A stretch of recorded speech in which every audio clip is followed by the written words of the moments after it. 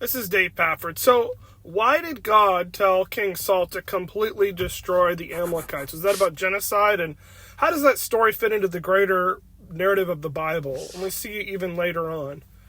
And see, the Amalekites, they weren't innocent bystanders. They were a brutal people who regularly attacked Israel, especially at Israel's weakest moment when they escaped Egypt. You can read that in Exodus 17 and Deuteronomy 25. So God's command wasn't about vengeance. It was about protecting the innocent, the elderly, and ending these cycles of violence. And so in 1 Samuel 15, Saul actually disobeys. He spares the king, and he keeps the best spoils of war. And Samuel later on says to him, "Why do I hear the bleating of sheep in my ears, Samuel, if you've obeyed God?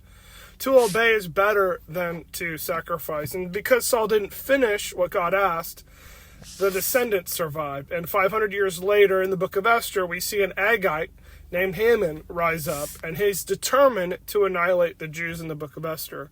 Here's the craziest twist. Mordecai, a man who stands up to Haman in the book, is actually from Saul's family, the line of Kish. And we see that in Esther 2. And so what Saul fails to do, even in protecting his own family, Mordecai fulfills through faithfulness.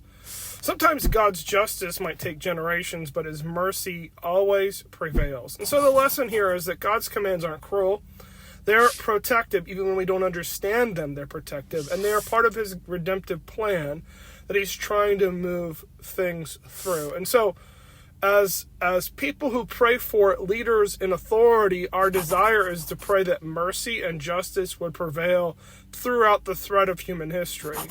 And so that rulers who we believe in God's providence are appointed, even if we don't agree with them, even if we didn't vote for them, may be used by God to see his kingdom come